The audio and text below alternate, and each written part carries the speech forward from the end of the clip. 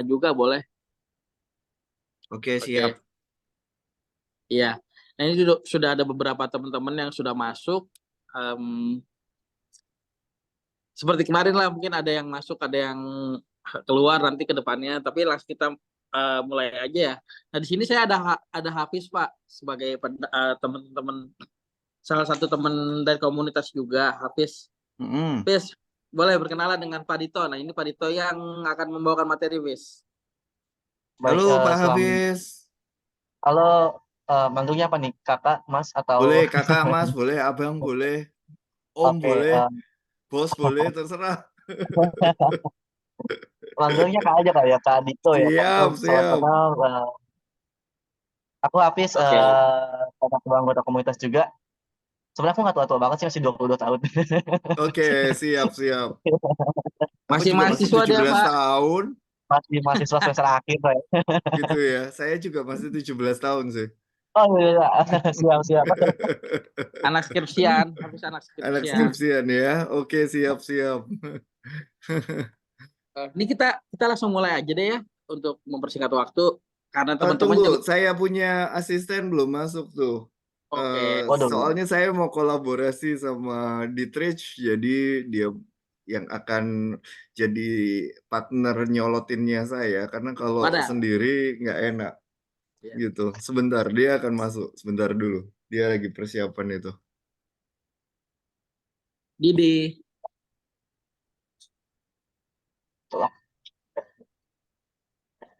Ya, Fis. Pokoknya materi kali ini ya itu tadi ngerubah, ini general sih ya, nggak cuma stand up komedi doang, tapi komedi lah gitu. Jadi bisa juga bermanfaat kemungkinan sebagai apa ya, sebagai eh, konten misalnya nanti teman-teman mau jadi pembuat konten yang ada unsur komedinya gitu, karena komedi itu setahu saya itu pasti akan menjangkau semua orang sih gitu. Sekarang postingan apa, konten apa pasti ada ada unsur kelucuannya tuh gitu. Mau konten benar-benar. serius juga, eh Iya, ya kan, pas betul. Kalau kita lihat kolom kalau komentarnya nggak banyak yang lucu gitu. betul, Ya kan. kalau semuanya serius, hidup itu krik-krik ya, garing ya. Kita harus Wah, agak sedikit bercanda gitu di dalam hidup kita dan mewarnai keseluruhan hidup. Dan juga yang namanya komedi ini ya, bukan cuma dipakai untuk ini loh, pembicara loh, tetapi nanti kalau kalian suatu hari ada hubungan percintaan yang lebih, lalu kemudian nanti kalian punya rumah tangga gitu ya. Rumah tangga yang sehat adalah rumah tangga yang berkomedi gitu. Dan kalau kita punya pasangan hidup yang sama-sama berkomedi, itu akan mengurangi umur kita, bukan mengurangi umur dalam artian tambah pendek, mengurangi Serem banget. angka umurnya gitu ya maksudnya. Jadi Oh, misalnya seakan-akan kita udah 50 tahun tapi kita masih seperti 30 tahun. Ya kenapa? Karena suka komedi gitu. Jadi awet muda gitu. Jadi kalau teman-teman mau oke. awet muda, mau sehat walafiat, mau senang di dalam kehidupannya teman-teman gitu, dalam hidup berumah tangga, wah komedi ini juga sama, itu bisa mengubah tragedi menjadi komedi hidup. Jadi jangan sampai hidup kita tuh penuh tragedi ya. Cukup muka saya aja yang penuh tragedi gitu. Nggak perlu yang lain-lain jadi tragedi gitu ya. Kalau mau lihat tragedi, lihat muka saya aja. Oke, Ditreach apakah sudah masuk? Partner saya, partner in crime.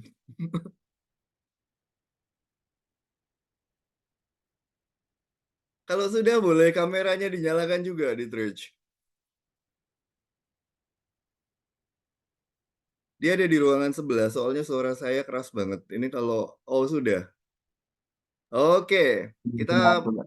memulai tragedi, mengubah tragedi menjadi komedi hidup ya. Eh, Pak Yunas bagaimana? Apakah mau memulainya dengan doa sesuai agama kepercayaan dan iman masing-masing gitu, selama tidak melanggar hukum agama dan yang lain-lain?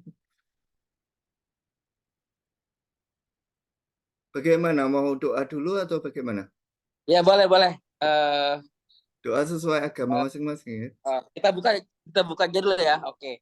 Assalamualaikum warahmatullahi wabarakatuh. Salam sejahtera, shalom, salam kebajikan, nama budaya, Om Swastiastu. Terima kasih teman-teman semua sudah hadir di Zoom kali ini, di Zoom webinar mental kita kali ini. Eh, Kali ini sudah ada Pak Dito, Pak Roman Dito sebagai pemateri. Nanti kita perkenalkan, kita berikan waktu dan tempatnya.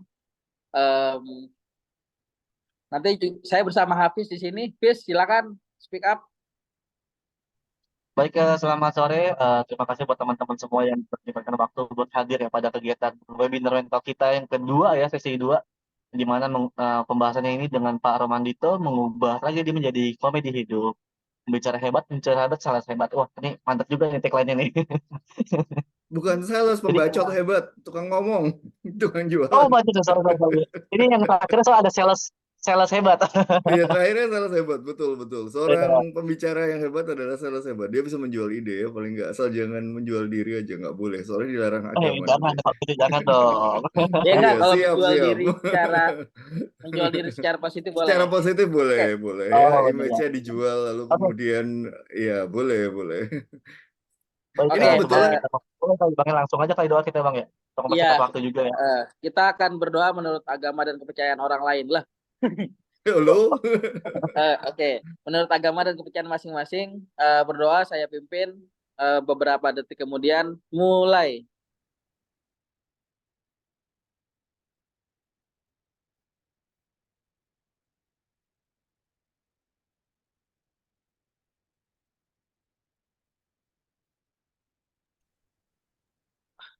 Baik, selesai. Ya, Ya, kalau gue yang belum doanya selesai kalau malah dilanjut. asumsi Bang. Itu mah doa buka puasa. Oke. Ah, ya ya. pokok doanya Nah, supaya semuanya lancar sekaligus kita bisa ngebanyol semua ya. amin amin. Baik, teman-teman. Jadi sistemnya adalah seperti kemarin ya. Kalau ada yang mau bicara langsung dibuka mic, tapi saat Pak Dito nanti di jeda pembicaraan gitu loh. Di jeda pembicaraan boleh. Jadi boleh menanggapi dengan bertanya atau menyatakan ya, menyatakan pendapatnya boleh gitu. Eh dari Hafiz gimana Hafiz? Ada 1-2 kata Langsung tentang gas Dan mental aja. kita, atau tentang apa lah, sedikit sedikit aja. Ya sebenarnya ini sih, Kang. Ini tentang ini aja. Yang hidup itu sebenarnya nggak perlu serius-serius banget, tapi nggak perlu dibercandain banget. Dimana semua itu harus balance. Kalau kita terlalu serius banget, benar tadi kata Kak Dito, ya kita yang ada ntar malah cepat stres segala macam. Cuman kalau misalnya itu terlalu bercanda banget, ntar juga kita nggak tahu nih kapan waktunya harus serius. Makanya biar balance nih, biar kita awet muda juga. Ya, seperti tadi kan Kak Dito bilang, Kak Dito umur masih 17 tahun gitu kan. Ini looknya masih 17 tahun, bener sih. Ya kan, jadi kita harus benar-benar balance antara kehidupan yang gimana kita tahu lah waktunya kapan harus serius, kapan harus bercanda, dan emang semua masalah pun itu sebenarnya nggak perlu dibawa pusing-pusing banget karena endingnya ya kalau kita udah berhasil ngelewatin itu kita malah ketawa sendiri gitu loh. Contohnya kayak pas lagi berantem sama pacar putus tiba-tiba kayaknya kayaknya lucu deh dulu gue gini-gini gitu. Kayaknya nggak perlu harus gue marah-marah deh kayak gitu. Jadi itu yang penting kepala kita dingin kayak gitu aja sih. nah, kalau kita yang di apa kalangan anak kolong nih namanya sersan tuh gitu. Kan pangkat sersan ya, namanya sersan serius tapi santai gitu. Jadi Oh hidup iya itu ada betul. seriusnya tapi ada di bawah santainya gitu. Jadi di bawah santainya adalah yang mewarnai dan jadi bunga dalam hidup kita adalah komedi. Jadi saya minta teman-teman itu hidup jangan terlalu serius amat, tetapi juga kita juga tahu bahwa tujuan-tujuan besar ya serius gitu. Nanti saya akan membawakan moga-moga semoga ya dengan kolaborasi Mas Hafiz, terus kemudian dengan kolaborasi juga Mas Yunas, terus kolaborasi juga dengan Dietrich, ini adik Dietrich ya dan saya juga kita bisa berempat ini sebenarnya pas ya karena kalau Punakawan itu ada 4 orang, ada Bagong, ada Semar, ada Gareng, ada Petruk gitu ya, ada 4. Jadi itu juga pas untuk sama-sama ada 4 orang gitu. Jadi istilahnya itu akan membuat hidup kita juga lebih berwarna gitu ya. Kita mulai aja gitu mengubah tragedi menjadi komedi hidup. Nah, theatrical humor gitu ya.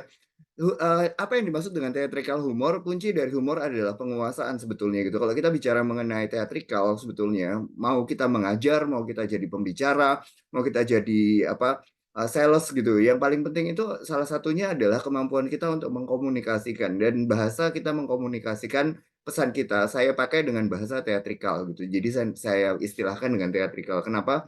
Karena di dalam hidup kita banyak sekali performing yang kita lakukan, termasuk di dalamnya misalnya kalau kita mau lakukan katakanlah untuk canvassing, untuk kita memperkenalkan satu produk kepada orang gitu. Itu kalau misalnya kita canvassing, Pak, maaf Pak, ada produk baru gitu, produk ini bagus gitu, ini lebih bagus dari produk tetangga gitu, langsung begitu kayaknya garing banget. Tetapi kalau kita mewarnainya dengan sebuah teatrikal dan humor, maka itu akan menjadi sesuatu yang berbeda. Kunci dari humor adalah penguasaan sebelum kita menjadi pembicara atau mempersiapkan pembicaraan kita atau topik kita, itu adalah penguasaan materinya kita. Jadi sebelum kita memimpin sebuah apa yang namanya istilahnya seminar atau memimpin sebuah stand up komedi atau nanti bermain drama gitu, sebelumnya kita harus menguasai materi terlebih dahulu. Materi yang dibawakan itu seperti apa, lalu kemudian filosofinya seperti apa dan seterusnya nanti kita akan bicara. Lalu kemudian pada saat latihan, tentu ada latihan, kadang-kadang latihannya juga impromptu gitu. Makanya saya kalau menjadi pembicara, saya selalu minta foto daripada panggung ataupun daripada ruang seminar yang diberikan. Jadi saya nggak pernah mau berbicara kalau saya nggak punya foto ruangan tempat saya berbicara. Saya minta sama mereka untuk memfotokan, untuk panitia memfotokan, kenapa. Lalu kemudian saya minta denahnya dan juga minta apa kondisinya seperti apa, bentuk ruangannya seperti apa adalah karena kita perlu yang namanya penguasaan yang kedua, yaitu adalah penguasaan panggung pada saat latihan. Dan yang ketiga, waktu manggung itu juga penting yang namanya penguasaan audiens gitu. Kita harus menguasai audiens kita, jangan sampai kita kehilangan kontrol terhadap audiens kita, apalagi kalau berbicara mengenai stand up comedy, itu 3-4 menit pertama itu penting, jangan sampai nanti 4 menit pertama itu tiba-tiba krik krik krik krik gitu, nggak ada isinya gitu, lalu kemudian tiba-tiba berhenti gitu, lalu kemudian nggak ngerti mesti ngapain, itu langsung performance kita langsung jeblok. Nah, pada saat kita manggung atau pada saat di sana, kita perlu yang namanya penguasaan audiens. Jadi kita sebelum, pada saat latihan, dan pada saat manggung, itu ada penguasaan materi, penguasaan panggung, dan penguasaan audiens. Aku rasa ini hal-hal yang sederhana yang mungkin teman-teman juga udah tahu, tapi mungkin kita lebih dalam lagi masuk kepada bagian yang pertama, yaitu penguasaan materi. Ketika kita masuk ke dalam sebuah materi, itu ada materi-materi tertentu yang sifatnya juga berbeda, gitu ya. Ada materi yang sifatnya ada materi yang sifatnya kita bisa menyusun sebuah pakem atau kira-kira kita juga bisa menyusun sebuah cerita yang sudah pakem. Misalnya contohnya cerita yang sudah kanon. Misalnya kalau di dalam perwayangan itu ada cerita Mahabharata, di dalam Mahabharata itu ada cerita Pendawa main dadu, dan di dalam cerita Pendawa main dadu itu sudah pakem, nggak boleh diubah-ubah ceritanya kayak begitu. Paling-paling kita tambahkan sesuatu lagi atau kita tambahkan unsur-unsur kecil, tetapi kita tidak bisa mengubah ceritanya. Kadang-kadang kita harus ada performance yang sifatnya seperti itu, performance yang sifatnya sudah pakem. Pakem ini bisa dalam bentuk topiknya pakem, bisa dalam bentuk pembicaranya pakem, bisa dalam bentuk apa istilahnya sasarannya pakem gitu ya. Itu ada tergantung dari yang diberikan. Tetapi juga ada cerita yang non kanon atau cerita yang sifatnya carangan. Nah, kalau cerita carangan ini kita paling demen gitu. Karena kenapa? Di sini kita punya kebebasan untuk mengekspresikan materi kita dengan bebas, sebebas-bebasnya gitu ya.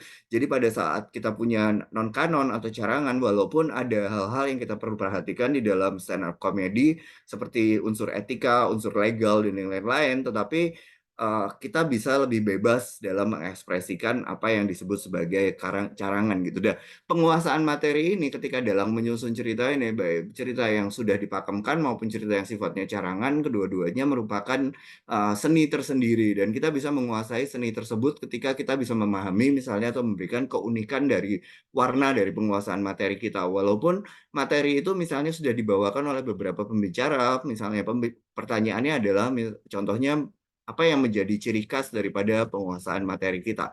Bagaimana kita membuat sebuah trademark terhadap nilai-nilai dari materi tertentu atau nilai-nilai daripada topik yang kita bawakan di dalam stand up comedy maupun di dalam kita sebagai pembicara begitu. Nah, di dalam bagian penguasaan materi ini kita masuk kemudian ke berikutnya sebentar. Dalang yang jago itu adalah dalang yang sebenarnya memahami atau mengerti mengenai filosofi. Dan kita belajar filosofi dari negara kita. Ya, dalang itu adalah seseorang yang memainkan puppet atau memainkan boneka, panggung boneka lah kalau di dalam beberapa suku bangsa gitu mereka punya pangbon, tetapi juga punya filosofi yang mendalam gitu. Kenapa dalang itu dimainkan di belakang layar? Itu juga ada permainan yang menarik. Biasanya kalau kita melihat wayang, itu wayang yang bagus pertunjukannya itu biasanya bentuknya adalah bayangan, karena wayang itu adalah bayangan ya. Dan dari bayangan itu adalah menceritakan kehidupan. Jadi sebetulnya teatrikal yang baik adalah ketika kita bisa membawa unsur-unsur kehidupan ke dalam cerita kita, ke dalam kisah daripada hidup kita yang kita ceritakan dalam bentuk nantinya stand up comedy ataupun dalam bentuk misalnya bagian dari humor yang kita akan bawakan. Nah, ini bagian ini Didi akan menjelaskan kenapa dalam memainkan warna yang berbeda. Silahkan Didi menjelaskan di bagian ini, Didi. Dietrich. Dalang memainkan tokoh dari filosofi Jawa. Warna Jawa ini digambarkan ke dalam penokohan. Jadi dalang yang memainkan tokoh ini dari filosofi Jawa ada beberapa karakter. Warna-warna filosofi Jawa ini digambarkan ke dalam penokohannya. Jadi eh, filosofi Jawa itu masuk ke dalam tokoh-tokoh yang dimainkan. Bisa next. Di sana ada Tokoh, Bagong, Semar, Petruk, dan tokoh. Gareng ya. Gitu. Next. Misalnya, Bagong, Petruk, Gareng, dan Semar ini adalah wayang-wayangnya. Bagong itu jujur dan sakti, tapi dia itu yang paling kecil, jadi dia yang paling sering dibully. Petruk itu gemar bercanda dan pendengar yang baik. Dia suka mengikut mengikut mengikut Gareng. Gareng itu berhati-hati dalam bertindak. Dia yang membuli Garong. Petruk biasanya mengikuti Gareng dalam membuli Bagong. Gareng itu artinya juga garing ya. Dan Semar itu yang sabar dan bijak. Dia tuh yang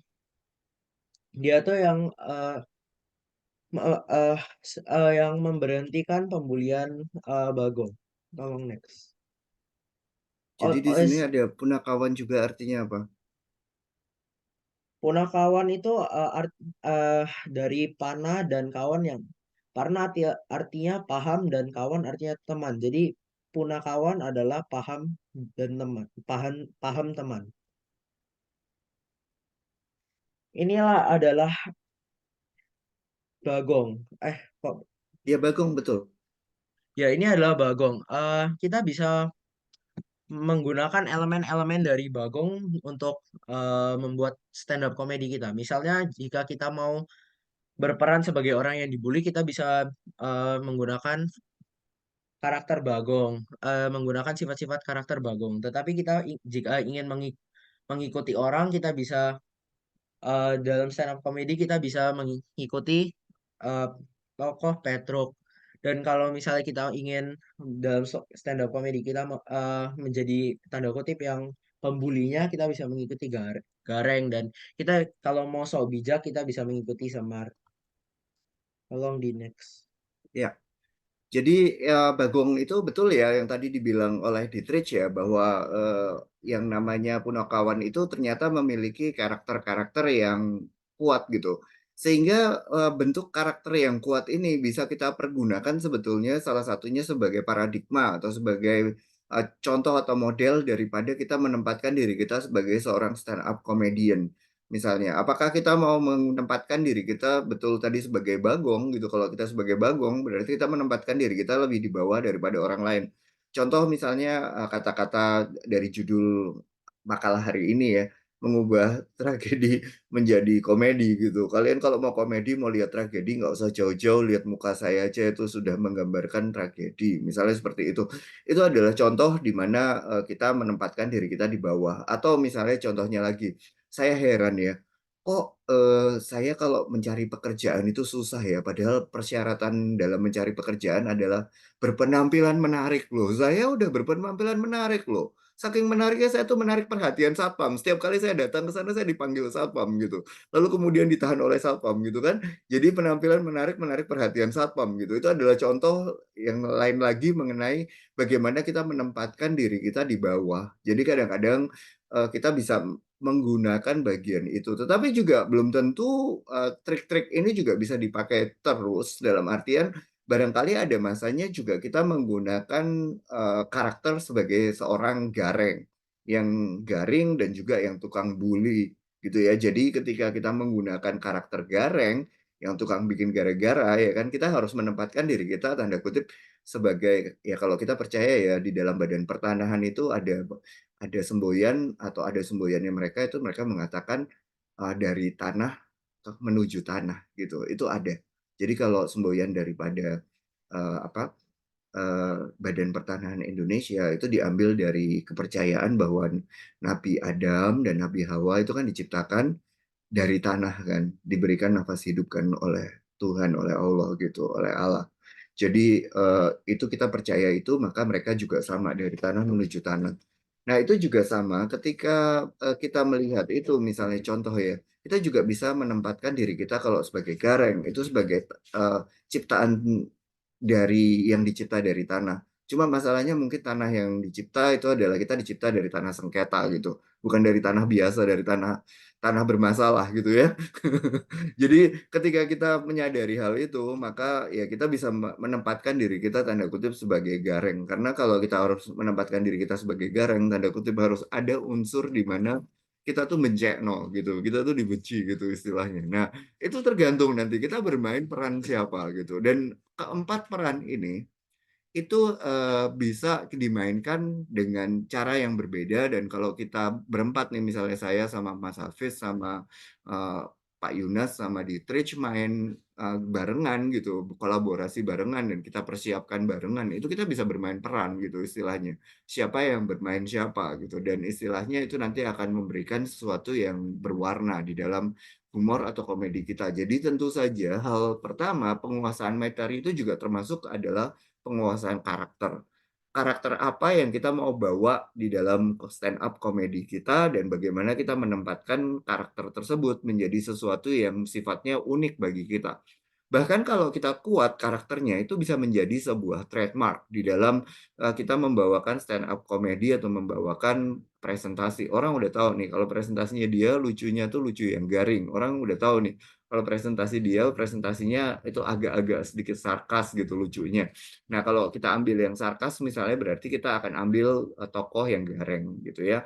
Tetapi kalau kita stand up komedinya menjadi stand up yang korban gitu, itu berarti kita akan mengambil tokoh dari misalnya si Bagong gitu. Jadi istilahnya tokoh-tokoh ini bisa membentuk sesuatu. Nah, Bagong itu sendiri artinya badan gong, lahirnya yang terakhir, jadi dia yang dibully. Kan biasanya kan kalau di tembang-tembang Jawa, gong itu terakhir kan, banyak itu terakhir, jadi dia bal dan gong. Nah, itulah namanya Bang.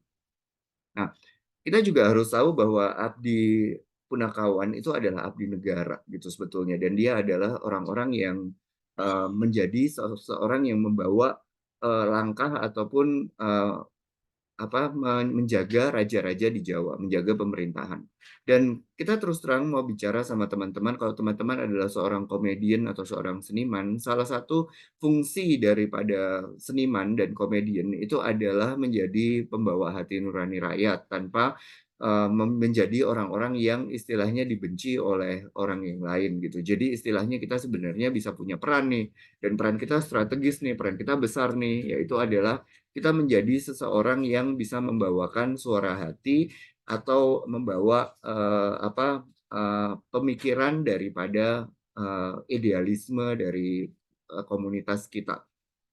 Nah, di sini humor adalah cara yang paling efektif dan paling efisien di dalam membawakan hal-hal seperti ini. Jadi teman-teman yang yang membawa humor, tolong saya minta tolong juga untuk bisa membawakan suara hati dan idealismenya teman-teman. Sehingga nanti waktu membawa daripada humor tersebut, itu bisa membawakan sebuah pesan yang bermakna dan memiliki filosofi yang mendalam. Itu adalah filosofi dari Punakawan. Sebetulnya mereka adalah, saya bisa katakan ya, dan saya bangga untuk mengatakan ini, teman-teman yang ada di dunia entertainment ataupun yang ada di dunia hiburan, itu adalah teman-teman yang terus terang kalian adalah orang yang luar biasa karena kalian adalah seorang pemimpin yang adalah juga servant gitu. Kalian menempatkan diri kalian di bawah untuk menghibur masyarakat sehingga masyarakat bisa menerima sebuah pesan, tetapi saya minta tolong karena kekuatan daripada media, kekuatan daripada suara hati dari teman-teman, tolonglah bawa pesan yang positif, bawalah pesan yang baik, bawalah pesan yang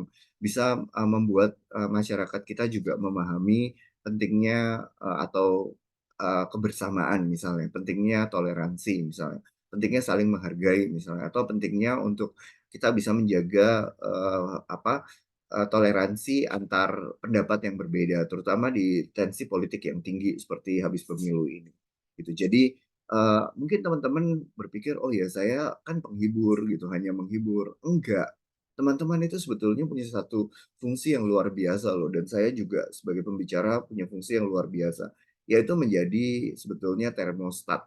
Termometer dan termostat itu beda. Termometer itu kita ikut, sedangkan kalau termostat itu kita menjadi pengatur suhu ruangan gitu. Kita yang harusnya menjadi termostat di dalam masyarakat kita. Misalnya contoh ya, kalau kita tahu ini bukan di Indonesia, kalau di Indonesia mah baik-baik, plus 62 mah orang-orangnya hebat-hebat, bagus-bagus, sopan-sopan gitu ya.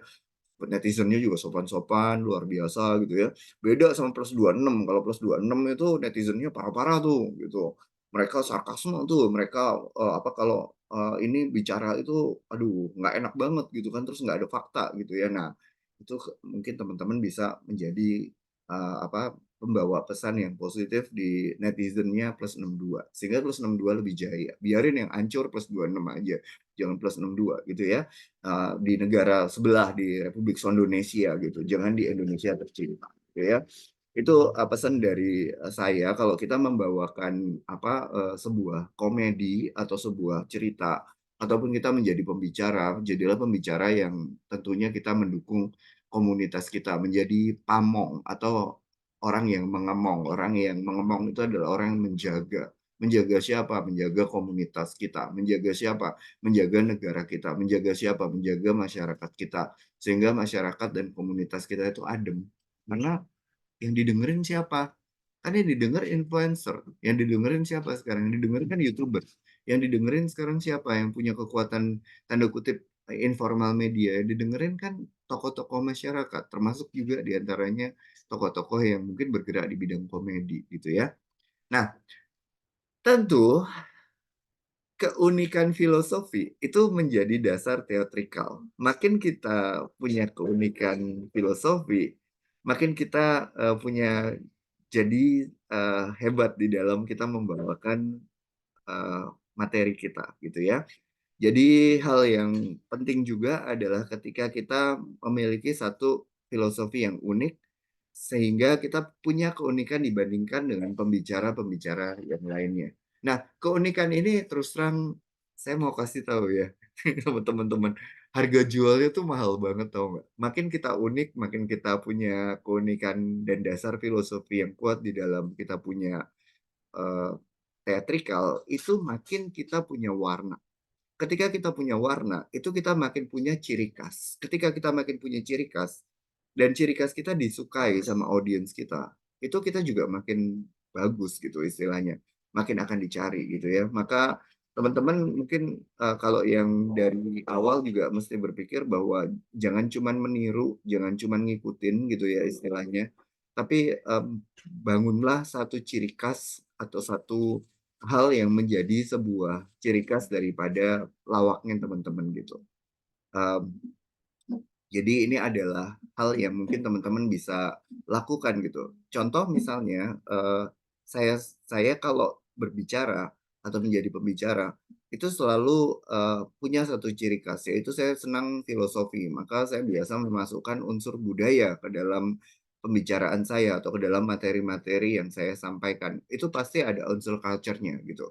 Jadi culture-nya itu adalah culture kalau nggak budaya Jawa, budaya Tionghoa, atau budaya Nusantara itu pasti ada gitu, dan itu menjadi satu ciri khas yang di pembicara lain belum tentu ada gitu. Jadi teman-teman coba stacking, pikirkan gitu, kalau istilah katanya sekarang skill stacking apa yang mau dibawa sama teman-teman sehingga penguasaan materi dan yang lain-lain itu membentuk sebuah keunikan yang menjadi dasar teatrikalnya teman-teman gitu ya.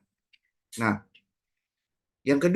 bagian yang kedua, ini adalah bagian penguasaan panggung. Jadi saya akan sedikit agak cepat aja karena kita cuma punya waktu 45 menit ya, dan saya juga nggak mau terlalu lama memakai waktu dan lewat waktu nanti supaya ada waktu untuk bertanya dan ada waktu untuk question answer dan ada waktu untuk dialog.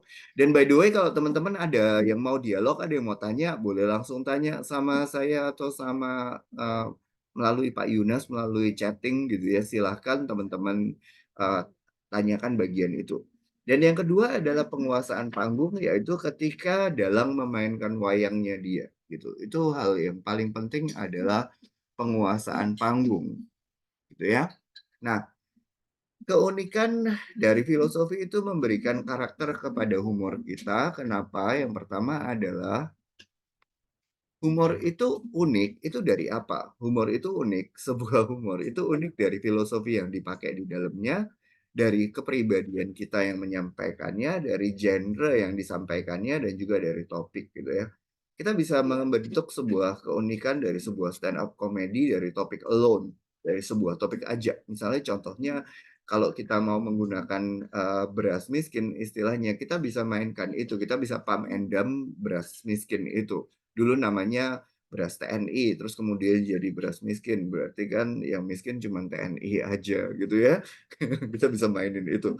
Lalu kemudian beras miskin itu kita bisa mainkan topik itu misalnya dengan katakanlah dengan mengatakan definisi miskin itu apa. Lalu kemudian dengan definisi bahwa beras itu miskinnya bagaimana gitu. Lalu kemudian diganti beras sejahtera. Beras sejahtera itu kita bisa mainkan lagi permainan kata-kata lagi. Jadi berkaitan dengan kemiskinan dan beras miskin aja, satu topik aja diputar-putar gitu di sana. Nah, itu akan membentuk satu keunikan di situ. Itu bisa atau bisa juga dari filosofi yang unik, itu bisa menghasilkan sesuatu yang unik, atau bisa juga dari genre ataupun apa ya istilahnya ya, genre ya. Kita bisa mengambil sebuah genre yang kita bisa ambil, kita pilih gitu. Misalnya kita mau memasukkan genrenya adalah genre yang sifatnya misteri gitu, atau genre yang sifatnya misalnya katakanlah petualangan gitu ya istilahnya, itu bisa membuat sebuah humor unik. Jadi humor yang unik itu dimulai dari skenario yang unik, dimulai dari filosofi yang unik, lalu kemudian humor yang kuat itu adalah seni teatrikal, itu membutuhkan yang namanya uh, apa ya istilahnya ya, kemampuan teatrikal yang menjadi standar bagi semua pelawak gitu. Jadi kita tahu bahwa kalau teatrikal kita kuat, itu kita bisa membawa pendengar itu tertarik sama yang kita bawakan gitu. Dan teatrikal yang kuat itu menjadi standar bagi semua pelawak. Nah, kalau itu standar bagi semua pelawak, apakah kalau kita jago bicara, lalu kita jago ngomong, kita jago ngebacot, kita jago meyakinkan orang, langsung otomatis jadi pelawak yang super? Enggak, gitu. Kuncinya ada di mana sih? Kuncinya ada di keunikannya. Kalau kita bisa bawain sesuatu dengan baik, orang ketawa ya, dan teman-teman bilang kita lucu, itu bukan berarti kita langsung sebagai pembicara yang hebat dan luar biasa, atau motivator yang hebat, atau humoris, pembawa humor yang hebat, atau pelawak yang hebat. Belum tentu gitu. Saya punya teman itu ada 3 orang dulu waktu saya kuliah di UI. Mereka jago banget bawain membuat sesuatu hal menjadi hal yang lucu. Mereka adalah tipe-tipe gareng. 2 orangnya tipe gareng, 1 orangnya tipe ketruk gitu. Jadi nggak yang dibully ya sasaran mereka. Mereka suka cari orang lain yang menjadi sasaran orang keempat gitu ya. Sayangnya nggak ada semarnya gitu ya istilahnya. Jadi itu mereka kalau membawa sesuatu tuh lucu banget gitu. Kalau mereka di dalam kehidupan sehari-hari itu bisa dibecandain semua gitu. Misalnya, bro, apaan? Muka lu tuh ya, kenapa? Muka lu tuh kayak kereta api, tuh nggak? Kayak kereta api ini. Loh kenapa kayak kereta api Jabodetabek? Iya, kan jalannya cepet, suaranya keras, ya kan? Tapi ya itu tiketnya murah gitu misalnya kayak gitu. Ya kan lo jangan bangga-bangga banget jadi atasan gitu kan. Atasan itu 100.000 3, mendingan jadi bawahan bro. Bawahan 100.000 1 bro, lebih mahal daripada atasan misalnya. Ngapain lo jadi atasan gitu kan? Atasan kan murah, di Senin 100.000 3 misalnya gitu. Itu kayak gitu-gitu dia semuanya dibuat hal yang jadi yang lucu-lucu gitu istilahnya. Waduh kita ketawa seneng gitu kan. Nah, suatu hari ini ketangkep nih sama event organizer nih mereka. Terus kemudian mereka membawa komedi di sebuah hotel gitu ya. Lalu mereka nggak persiapan baik, nggak theatricalnya kurang dipersiapkan dengan baik, penguasaan panggungnya kurang, sehingga pada saat hari hanya mereka harus perform itu nggak perform dengan baik gitu. Kenapa? Ya karena humor mereka filosofinya kurang kuat gitu. Ternyata mereka pandai untuk mencela orang, tetapi mereka tidak memiliki warna yang istilahnya khas daripada diri mereka sendiri gitu. Baru sudah mereka 2, 3 kali, 4 kali biasa manggung di hotel, terus kemudian mereka di mentor, dikasih tahu, bro, lo punya filosofi yang kuat dong, punya genre yang bagus dong, punya ciri khas yang oke dong gitu. Nah, itu baru mereka mulai agak sedikit baik, baru pada performance keempat, kelima, baru mereka mulai rajin dipanggilin sama hotel gitu istilahnya. Jadi baru dapat yang namanya ya nama gitu ya. Sampai mereka lulus, sampai mereka 4 tahun, 5 tahun kuliah selesai, akhirnya satu-satu menikah, dan akhirnya pelan-pelan tentu saja grup itu membubarkan diri masing-masing karena mereka sudah berkeluarga. Tapi saya yakin satu hal yang positif dari mereka, pasti di keluarganya juga fun banget gitu, karena teman-teman saya yang itu adalah orang-orang yang sangat kreatif dan sangat lucu mereka. Pasti mereka membawa hal tersebut di dalam keluarga mereka. Dan lucunya teman-teman saya yang satu grup itu mereka, saya nggak termasuk di sana karena saya terlalu serius dulu. Kalian lihat muka saya, muka serius ya gitu ya. Jangan lihat saya mukanya humor gitu. Itu baru belakangan aja setelah mengalami tragedi dalam hidup. Sebelumnya itu serius banget gitu orangnya waktu saat itu. Jadi saya merasa humor itu sesuatu yang remeh gitu. Tapi ternyata teman-teman saya yang grup humor ini pernikahannya bagus. Pernikahan mereka tuh harmonis semuanya. 3 orang ini, 3 cowok ini menikah dan mereka sama-sama punya pasangan yang luar biasa, dan sampai hari ini mereka tetap dengan pasangannya setia dan hidupnya itu harmonis gitu. Kenapa? Ternyata pas saya tanya, bro, lu kok sama istri lu betah-betah aja sih gitu. Oh iya, istri gue lucu, ngapain cari yang lain gitu. Kita ngebanyol aja satu keluarga gitu kan, saling celah-celahan gitu istilah tanda kutip ya. Itu udah membuat banyak permasalahan, jadi tensinya turun gitu ya, jadi nggak tingkat tensi tingkat tinggi. Itu salah satu yang manfaat daripada humor ya. Nah, ternyata ketawa itu juga sebuah kebutuhan bro gitu. Maksudnya ya dia mengurangi stres lah gitu. Tertawa itu mengurangi stres dan meningkatkan aliran darah. Nah, ini Didi mungkin mau jelasin bagian ini, Di. Kamu jelasin deh bagian ini deh. Gimana menurut kamu tentang ketawa? Ketawa adalah sebuah kebutuhan. Iya, kita butuh ketawa. Jika kita terlalu serius, kita pasti akan stres. Kita pasti akan selalu rasanya kayak nggak pernah lega gitu. Jadi ketawa itu sudah dibuktikan mengurangi stres. Jadi jika kita tertawa, kita mengurangi stres, meningkatkan aliran darah, dan menurunkan kadar gula darah. Jika kalau kita ketawa, kita bisa menyebarkan kesenangan. Jadi jika kita tertawa di kelompok kita, di circle kita, kita bisa membuat orang-orang yang sebenarnya lagi bad mood jadi good mood, jadi senang. Dan ketawa mudah diterima. Orang yang periang cenderung cepat diterima dalam kelompok-kelompok sosial. Jika kita ketawa, kita lebih mudah diterima dalam kelompok-kelompok circle sosial orang. Tolong next. Dengan satu peringatan nih ceritanya ya dia, jangan ketawa sendiri ya. Kalau ketawa sendiri tanpa sebab itu bahaya ya. Itu tanda stres loh. Jadi kalau teman-teman udah mulai ketawa-ketawa sendiri gitu, terus kemudian nggak ada sebabnya ketawa sendiri, ya itu bahaya ya. Jangan sampai kita memerlukan dokter jiwa di sana ya. Gitu. Nah, ketawa boleh, tetapi harus ketawa yang bermakna. Nah, jadi ternyata ya, ketawa tuh manfaatnya banyak sekali ya dia, di Trish ya. Tadi apa menurunkan kadar gula darah ya, bener nggak ya? Gitu. Jadi ternyata ketawa tuh membuat orang sehat dan itu juga menular kepada orang lain. Jadi marilah kita membawa unsur kesenangan atau unsur happiness ini kepada tetangga-tetangga kita, kepada teman-teman kita, kepada orang-orang sekeliling kita. Jadi hidup kita tuh dikelilingi oleh yang namanya hal-hal yang menyenangkan gitu ya. hidup itu udah susah, jangan lagi dibuat susah, jangan lagi dibuat tragedi, tetapi kalau boleh, biarlah kita memiliki smile ataupun senyum dan membawa senyum ini menjadi sesuatu yang menular, gitu. Jadi sekali lagi, theatrical smiles itu yang pertama, dalam lawak gitu ya, kalau kita, mau menguasai panggung, itu ada beberapa unsur. Yang pertama adalah laki sama suwe gitu. Dalam artian gini, laki itu keberuntungan, suwe itu, istilahnya apes ya, gitu. Itu adalah hal yang pertama, kepandaian kita untuk menangkap momen dan mengubah momen itu, dan menggunakan momen untuk mengubah arah. Pertanyaan dasarnya adalah kapan kita keluarin humor kita dan pakai apa kita menggunakan humor kita. Jadi ini juga bagian dari laki sama suwe juga, kadang-kadang kita nggak bisa memilih audiensnya kita. Kalau audiens kita kebetulan terdiri, saya pernah tuh dulu jadi pembicara, aduh berat banget rasanya. Begitu masuk suasananya berat banget ya.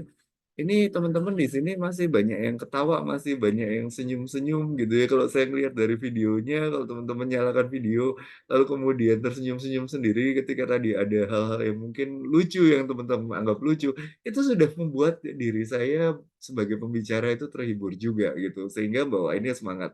Tapi pada saat itu ada masa ya, di mana aduh, masuk ke ruangan lalu berbicara di sana, orang-orang yang di sana tampangnya kok ya serem banget, serius banget gitu ya.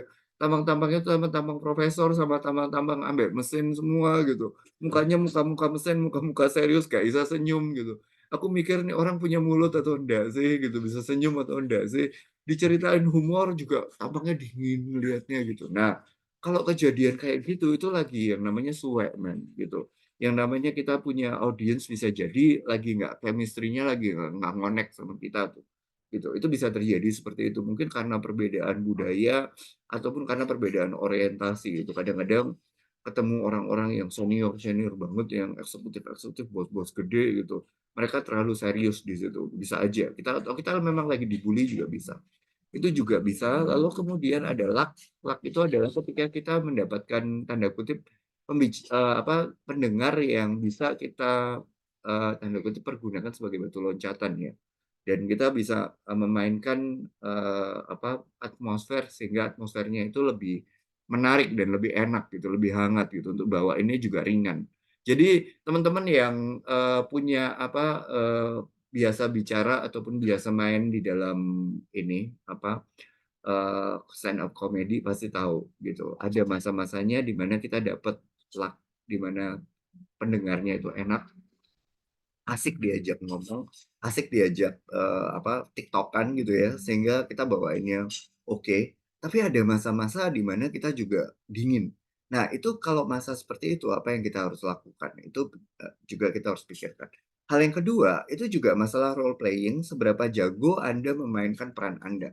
Positioning diri kita sebagai tokoh gitu. Kalau kita punya penokohan, karakter kita seperti apa, positioningnya seperti apa, image buildingnya seperti apa, lalu kemudian dari image building ini kita masuk ke dalam story, nanti story-nya nge-flow-nya kayak apa, lalu kemudian storytelling, seberapa kita jago di dalam storytelling kita, dan akhirnya role play-nya gitu ya istilahnya. Seberapa kita memainkan peran kita sehingga itu menjadi sesuatu yang sifatnya ya bisa diterima dan fluid gitu, lancar gitu. Nah, itu sekitar 50% faktor ada di role playing, tetapi 25% faktor juga ada di panggung, setting panggung, latar belakang panggung, dekorasi, musik, dan yang lain-lain itu juga penting gitu. Karena kita waktu bawain seminar itu kadang-kadang ambience kita juga mempengaruhi mood kita di dalam membawa seminar tersebut dan juga topik yang kita bawakan gitu. Jadi istilahnya theatrical itu penting persiapannya. Kenapa? Karena itu berkaitan juga dengan itu. Jadi kalau boleh ketika kita mau membawa sesuatu topik atau menjadi seorang pembicara,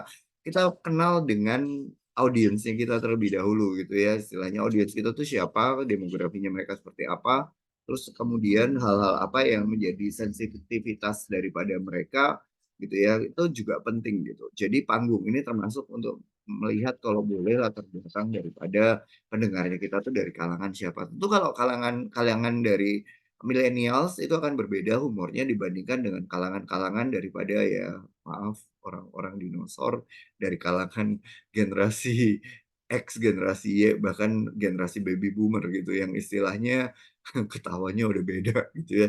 Cara ketawanya juga udah beda gitu. Mungkin kalau anak-anak sekarang eh, cara ketawanya juga lain. Kalau kalau anak saya nggak tahu sih. Keluarga saya suka Dono Kasino Indro sih gitu, tetapi dan Trimulat gitu. Tapi nggak semua orang suka sama itu, terutama generasi muda mungkin nggak kenal mereka ya. Mungkin yang lebih muda kenal Sule ya, lalu kemudian kenal pelawak-pelawak yang lain yang baru-baru juga banyak lagi gitu ya, seperti misalnya Didi Kuli gitu ya, itu juga cukup terkenal, cukup punya nama gitu istilahnya. Nah itu adalah contoh daripada theatrical atau topik lawak yang kita bawa dari sisi theatrical. Jadi di dalam theatrical ini tentu tiga hal ini mewarnai. Nah, yang terakhir, yang bagian ketiga, penguasaan yang ketiga, ini adalah penguasaan audiens gitu ya. Nah, ini adalah dalang yang memainkan eh, trik tingkat tinggi gitu. By the way ini ada chat, ada apa ya? Lihat dulu ya, sebentar ya. Gitu. Izin bertanya. Iya Pak, ada yang bertanya itu Pak. Oh Silakan. iya, buat jadi karakter mesti konsisten atau enggak di karakter tertentu? Jawabannya tergantung. Gitu. Jadi gini, konsisten atau enggak, kalau kita mau membuat satu karakter yang lebih sifatnya jangka panjang, jadi trademarknya kita mesti konsisten. Gitu. Jadi misalnya contoh ya, saya karakter di dalam pembicara saya sebagai seorang pembicara, itu saya cenderung agak sedikit sarkasme gitu ya. Saya suka mainin itu. Gitu. Humornya tuh humor-humor yang agak tingkat tinggi, agak mikir dan sedikit agak sarkasme gitu misalnya. Contoh misalnya saya ambil tadi ya beras miskin ya, itu kalau dimasak itu keluar aroma miskinnya gitu, keluar aroma penderitaan gitu ya istilahnya. Dimasak baunya ini udah tahu gitu, bau menderita gitu ya, dari zaman TNI dulu.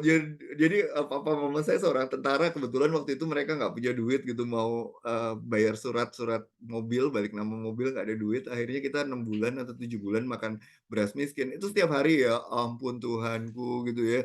Masih mending gitu kalau misalnya batu-batu di beras itu yang nyampur di dalamnya ukurannya gede-gede, masih bisa dibikin tembok gitu ya.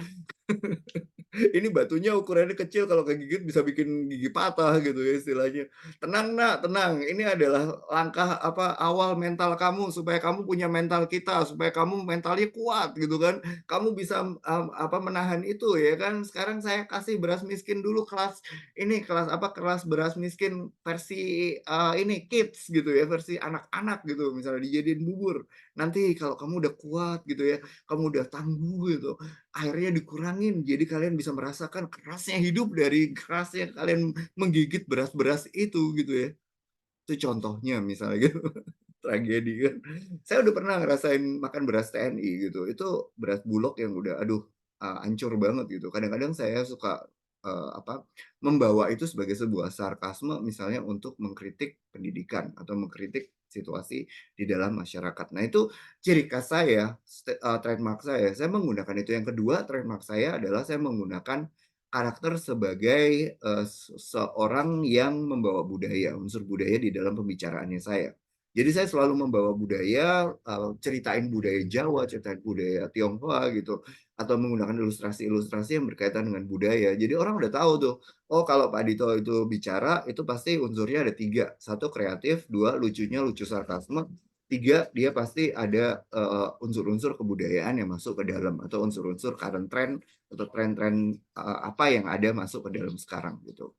Itu adalah contoh karakter yang saya bangun, image yang saya bangun kalau saya menjadi audiens. Nah, menjadi pembicara ke audiens, menjadi pembicara sehingga audiens kita tahu karakternya kita seperti itu. Tetapi ya ada masanya di mana kita kolaborasi. Nah, waktu kita kolab itu kita bisa bermain peran. Nah, ketika bermain peran ini mungkin kita harus bertukar peran gitu ya. Nah, itu pada saat itu mungkin kita harus belajar untuk memainkan peran yang lain.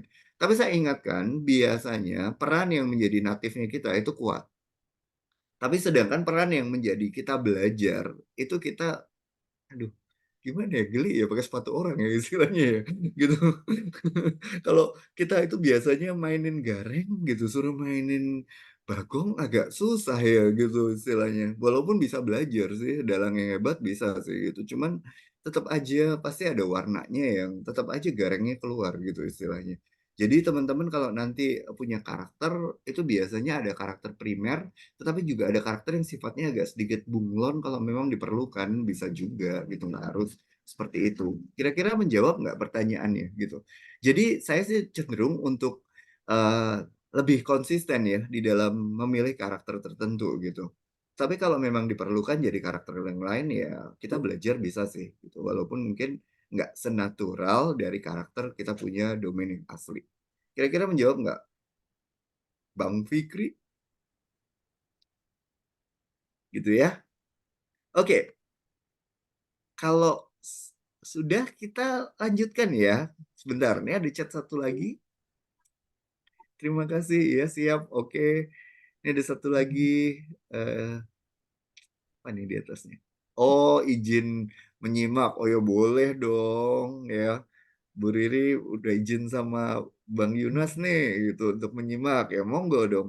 Dan yang terakhir adalah penguasaan audiens yaitu dalam yang memainkan trik tingkat tinggi. Nah, mungkin teman-teman tahu ya ini ya. Ada yang tahu nggak? Ada yang suka nonton Sri Mulat nggak? Ini wajib nonton nih. Kalau yang stand up comedy itu, aduh yang namanya apa istilahnya legendarisnya itu muncul awal-awalnya tuh dari Sri Mulat ini. Banyaklah si Timbul terus siapa lagi banyak banget itu di dalamnya tokoh-tokohnya yang termasuk Dorce juga lucu-lucu tuh mereka semua gitu istilahnya. Eh ya sekarang nggak tahu Sri Mulat anggotanya siapa gitu tapi kalau yang asli yang dulu-dulu itu yang pakai peniti gede gitu ya itu juga ada gitu jadi itu kalau teman-teman yang umur kalian bisa menebak umur saya dari perkataan saya tentang Sri Mulat ya. Apa yang membuat Sri Mulat itu edan sih? Apa yang membuat mereka rada-rada tanda kutip agak sedikit gila gitu ya? Yang pertama adalah kemampuan mereka untuk menangkap pendengar atau catch the audience itu luar biasa gitu. Itu merupakan langkah pertama dari kita bisa menguasai pendengar kita.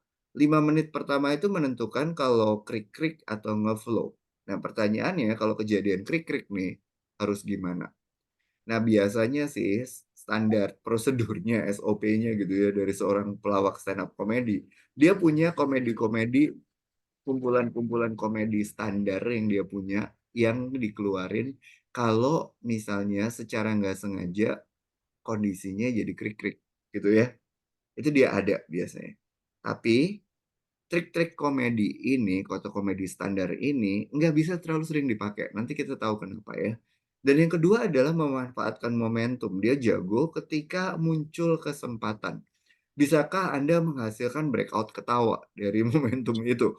Momentum itu bisa muncul macam-macam. Bisa ada orang yang salah lah, bisa ada apalah, bisa ada orang yang ngomongnya salah lah, atau sengaja dibuat salah lah gitu. Kalau orang-orang yang pinter, biasanya dia juga pinter main teatrikal, dia juga tahu memainkan kata-kata sehingga itu bisa dipelintir gitu. Jadi dia sengaja kasih sedikit bootstrapnya supaya nanti ketika dia ngasih hintnya itu bisa dilanjutin ke temennya sehingga jadi gayung bersambut jadi nanti bisa trik trapnya bisa bisa lanjut ke sana tiktokan gitu istilahnya. Nah, siapkan selalu amunisi anti krik-krik dengan cadangan humor standar gitu ya. Tadi sebetulnya saya punya satu cadangan humor standar, saya udah bilang uh, kalau masalah tragedi, masalah drama, kalian nggak usah khawatir. Dito itu jago main drama karena hidupnya Dito penuh dengan drama gitu ya. Dari dulu masih masa muda juga udah penuh dengan drama dan dengan kesulitan. Itulah sebabnya saya pinter main drama gitu ya. Itu contoh misalnya standar gitu istilahnya itu ya udah biasa. Atau misalnya humor standar yang lain misalnya seperti katakanlah kalian tahu nggak ya misalnya uh, saya ini kalau di antara dibandingkan dengan teman-teman saya pokoknya paling deh gitu. Nah, lalu kemudian apa? Kalian keluarin itu humor-humor standar kalian gitu. Uh, di sini penting juga untuk satu hal ya. Kadang-kadang kita juga bisa memainkan peran ini sih, peran si siapa Semar itu asiknya. Itu kalau kita bisa keluar yang namanya menjadi si paling. Kalian tahu nggak? Teman-teman tahu ya sekarang kalau di hashtag itu si paling itu apa maksudnya? Nah itu Semar gitu loh, keluarin dari sana gitu, mainin dari sana gitu. Itu contoh contoh apa contoh humor standar yang kita bisa mainin gitu ya, istilahnya kasih nasihat yang agak sedikit aduh membosankan lah, yang standar lah gitu ya. Nanti kemudian temennya ada yang bermain peran atau seperti apa. Kadang-kadang kita stand up komedi itu sendirian, bisa main berduaan juga, bisa bertiga gitu ya, istilahnya tergantung dari settingan. Jadi siapkan cadangan humor standar. Nah, ini dia. Didi, silakan Di. Nggak bahaya ta. Jadi kalau humor-humor yang humor standarnya itu ya bahaya kalau kita pakai terus. Kita jangan sering pakai terus. Kita jangan selalu standar.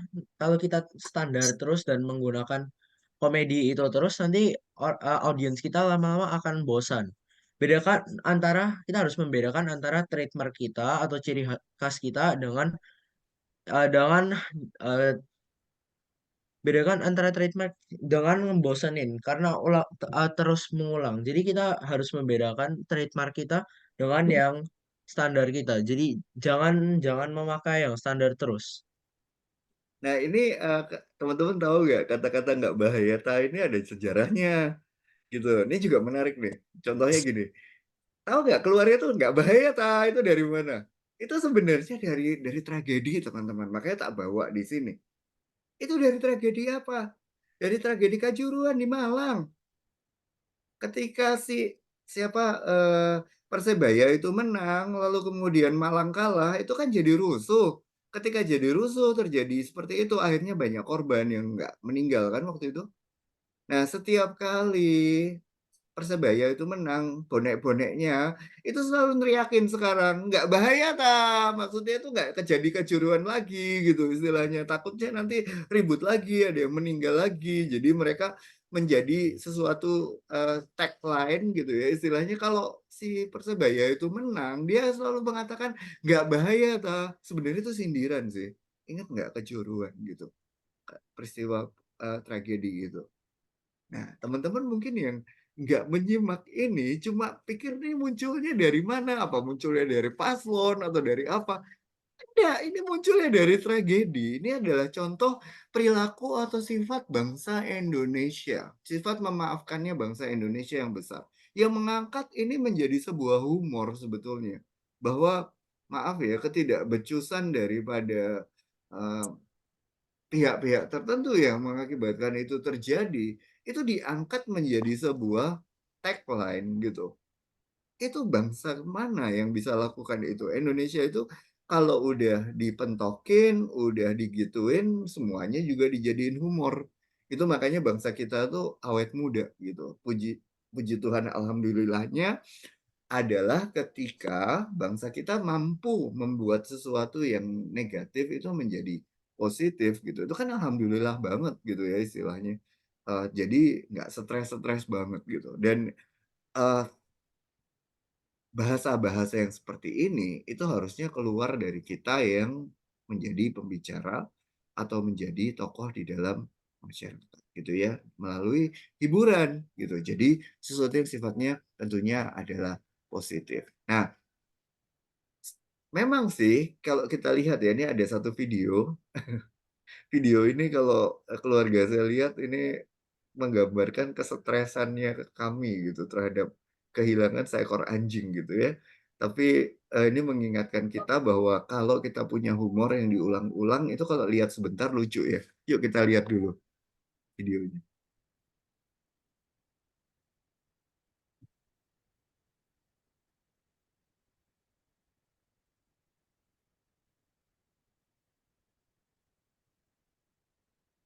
Nah itu muter-muter nggak keru-keruan ya. Kalau kita lihat video ini di dalam mungkin 1 menit, ini masih nggak apa-apa. Tapi percayalah kalau teman-teman lihat ini 10 jam, itu orang waras pun jadi gila loh.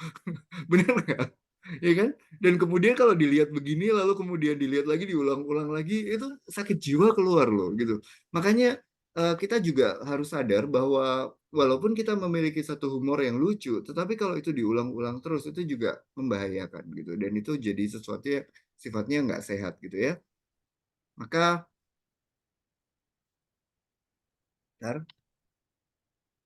Eh, ini saya lanjutkan lagi. Seperti saya macet ininya.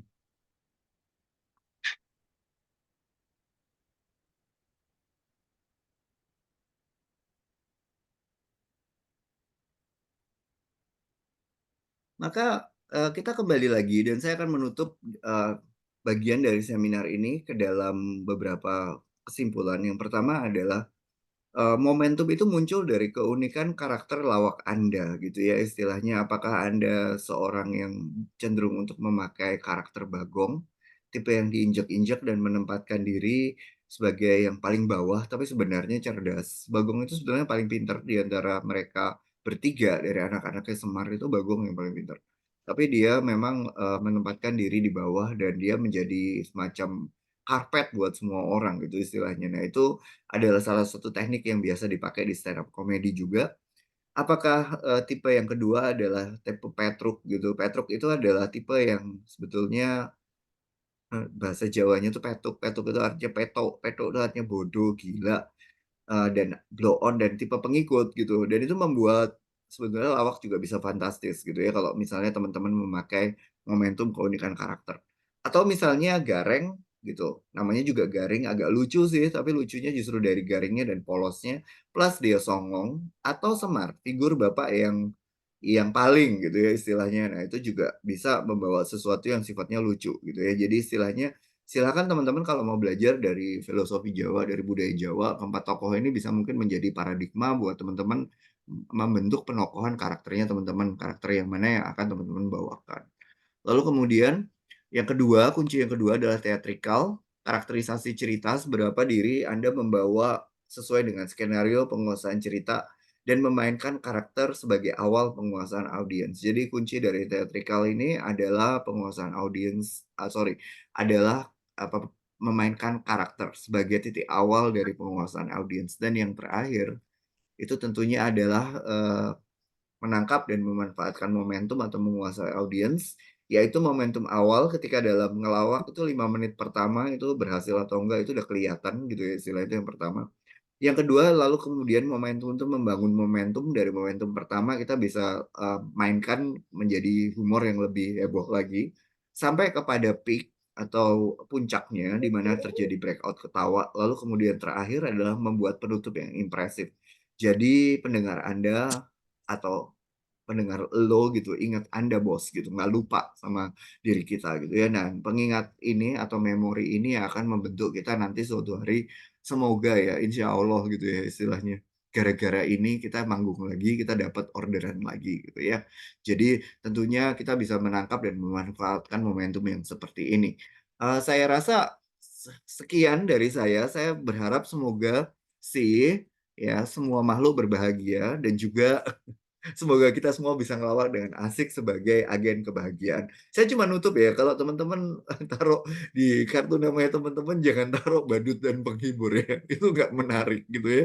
Atau jangan tulis di situ komedian gitu, itu biasa banget. Bawalah misalnya jabatannya manajer kebahagiaan gitu ya, itu lebih keren. Atau misalnya direktur agensi kebahagiaan kan keren kan orang akan tanya, agensi kebahagiaan itu apa? Jadi hal terakhir yang saya berikan kepada teman-teman selain daripada 3 penguasaan tadi, penguasaan materi, penguasaan panggung, dan penguasaan audiens, hal yang terakhir adalah penguasaan kemasan. Jadi mari kita mengemas diri kita dan karakter kita menjadi sesuatu yang tanda kutip bisa kita jual sebagai sesuatu yang bermakna atau valuable sehingga kita dihargai orang. Itu aja, sekian dan terima kasih. Saya kembalikan waktunya ke Mas Yunas dan Mas Hafiz. Silakan. Oke, baik. Ini karena waktu sudah mepet mau buka puasa aja. Kalau di Jakarta sih jam 18:06 ya, kalau nggak salah ya. Betul nggak, Fis? Lewat lewat tergantung muazinnya sih, tergantung yang azan kayaknya. Saya sih Azannya simpulin ya. beda-beda ya. Kayak ada standar. Saya sih simpulin eh, gitu ya. Jadi memang ada beberapa orang kayak misalnya tadi saya sih menarik dengan yang Kanjuruhan ya tadi ya. memang di balik peristiwa itu ada apa ya, ada orang meninggal kan, ada orang beberapa orang tewas gitu kan ya, ratusan lebih gitu. Nah itu tapi buat beberapa orang untuk supaya bukan melupakan ya, tapi maksudnya supaya bisa move on daripada kejadian itu gitu ya, daripada kejadian itu memang kadang orang ngegantinya dengan cara apa ya, dijadiin komedi gitu, dijadiin komedi. Makanya kayak teman-teman dari bonek Persebaya kali, jadi nggak bahaya gitu. Itu mungkin juga bagian dari eh, sebuah peringatan tapi dalam bentuk komedi gitu ya. Itu coping mekanisme mereka juga sih untuk Betul. mengatasi masalah itu karena mereka juga terpukul gitu loh. Kita juga Ya, nggak mau sebagai bonek, sebagai pencinta sepak bola, ya kita berantem boleh lah, tapi nggak sampai kayak gitu kali ya. Gitu. ya Jadi betul. istilahnya itu kan merusak persaudaraan antara Malang dan Surabaya gitu. Iya, Itu nambah. mendalam sekali sehingga mereka keluar ekspresi itu. Itu hebatnya orang Indonesia loh, gitu. Ya. Ya makanya itu bisa. Jadi kita itu komedi itu tuh bisa jadi media untuk berdamai dengan diri sendiri gitu kan Pak ya. Yes, betul, Kayak betul. misalnya kita udah jelek eh, secara tampang, tapi kalau misalnya kita masih marah saat dikatain orang kita jelek gitu, itu berarti lu masih belum damai sama diri sendiri. Padahal kalau misalnya bisa lebih bersyukur sedikit dan berdamai dengan diri sendiri, kejelekan lu itu bisa jadi bahan untuk lu jadiin komedi atau jadiin bahan obrolan yang bisa jadi ngebangun happy itu tadi gitu loh. Jadi kayak gitulah. Lalu yang kedua, Gue jadi inget Dono tuh, kejelekannya ya dia tuh jadi komoditas loh, jangan salah loh. Muka banget bemoknya dia tuh luar biasa loh harganya. banget Siapa iya. yang nggak inget dia gitu, ya kan? Ada komika namanya Dani Dani ya Dani Prasetya. Itu dari Malang. Dia tuh komika apa ya? Komika disabilitas ya. Dia pakai kursi roda tapi Disabilitas. udah gitu ngomongnya juga pelantar pintu karena nggak tahu ya, ada saraf juga gitu ya. Tapi dia jadi stand up komedi yang terkenal. Nah, dia tuh ngomongin tentang gimana kalau misalnya dia dengan keadaan kayak gitu, dia tuh ikut STM yang tawuran. Kan orang langsung ketawa. Secara premisi aja udah lucu gitu. Jadi orang disabilitas tapi ikut tawuran gitu ya. Kan musuhnya jadi nggak tega ya mau mukul dia gitu. Kayak gitu-gitu kan. Ya eh, punya kekurangan eh, punya kekurangan disabilitas itu tapi dijadiin bahan komoditas materi komedi dan itu terkenal dan orang banyak yang salut sama dia gitu, sama Dani Prasetya ini gitu. Dari Hafiz ada tanggapan, Fis? Mungkin tadi tentang bahwa berkomedi juga kadang-kadang harus perlu ada pesan moral. Anda setuju apa enggak, Fis? Apa cuma menghibur aja? Oh, habisnya lagi out ya. Tes. Masuk nggak tadi? Sinyal Oh, malah. Cek, cek. ya. Tahu? Iya, Fis. Ya, menurut lu setuju nggak tadi kan Pak Dito tadi bilang, Kak Dito tadi bilang harusnya sih sebaiknya walaupun lu berkomedi tapi nggak cuma menghibur tapi sedikit-sedikit lah ngasih pesan gitu. Setuju atau enggak kayak gitu? Apa nggak apa-apa, terserah aja mau menghibur aja gitu, nggak apa-apa. Gimana, Fis? Gue setuju sih karena eh, apa namanya? Karena gue juga kalau dari lingkungan teman-teman gitu ya, sama kayak Kadito tadi, di mana walaupun lagi ngelucu tapi pasti ada sarkasnya, di mana itu juga ada tujuan tapi secara nggak ini biar orang nggak sakit hati juga ketika dinasehatin. Kadang kan ada orang yang kalau dinasehatin itu kan di depan banyak orang malah jadi malu segala macam. Nah ini kita sambil bercandain aja udah biar enak dan sama-sama, oh ini maksudnya begini ya. Tapi kalau misalnya kadang kan sarkas itu suka nggak ditangkap apa gitu ya. Kadang ada Iya, yang suka nggak nyadar kalau sama namanya nggak sarkas ya nyadar kan ya. di sarkas gitu orang ya, batu gitu. Iya. Padahal, padahal niatnya dibuat ke dia, cuman kok ini orang malah makin jadi gitu kan. Padahal itu Iya. ada masa tujuan, cuman begitu sih. Jadi lebih ada pesan-pesan juga yang dimaksud supaya apa ya, biar selain selain apa namanya selain buat mendamaikan diri sendiri, tapi ada pesan moral juga yang dimana ini ada hal-hal maksud lain yang baik tujuannya buat kita disampaikan, tapi dibalut dengan komedi agar lebih mudah lagi diterima oleh kita semua. kayak gitu Iya, sih. kita kalau ditegur pakai komedi tersinggungnya turun jauh lah gitu istilahnya. Kalaupun Bener, egonya udah kebuka semua gitu kan istilahnya. bener. Ketimbang kita kalau ditegur langsung pakai cara yang paling gitu. Paling tuh aduh sakitnya tuh ya di sini gitu di dalam hatiku ada lagunya kan. Jangan sampai kayak begitu. Oke, Iya. Masuk, ya masuk. udah. Ya, jadi gitu aja sekali ya, Pak, untuk bapak, ibu-ibu semua, kakek-kakek, kakak-kakak, semuanya kita mungkin sudah di ujung acara ya, karena waktu udah mau persiapan buka puasa buat yang menjalankannya gitu. Terima kasih semua teman-teman yang sudah masuk, yang tadi juga sudah masuk tapi keluar lagi. Terima kasih banyak atas partisipasinya. Nanti kalau mau nanya-nanya langsung boleh DM aja ke Pak Dito langsung, ke Kak Dito langsung di Instagramnya. Boleh disebutin Kak Dito? Gue gak punya Instagram, gue dinosaur di Facebook gue aja. Oh, Facebook ya. Iya. Oke. Oke, di Facebook. Anak Facebook nih lawakannya Anak lawakan Facebook Facebook ketahuan. udah tua woy gitu. Gue udah dinosaur, kagak punya Instagram gue. Oke. Iya, kayak gitu deh. Terima kasih Oke. juga jadi tadi Didi, Ditris ya. Thank you udah ngasih materi. Nanti kita bincang-bincang lagi sampai ketemu di minggu depan ada webinar selanjutnya tentang musik ya. Siap. Eh, Jangan kapok-kapok ya. Mari datang lagi ke ya, webinar mental kita di minggu depan gitu ya. ya. Selamat berbuka puasa buat teman-teman. Terima kasih. Terima kasih. Yo. Ini buat yang panitia masih ada, boleh atau gimana? Lanjut Ya nanti lagi. silahkan boleh lanjut untuk evaluasi yang teman-teman Boleh, yang boleh. ini silahkan keluar kalau yang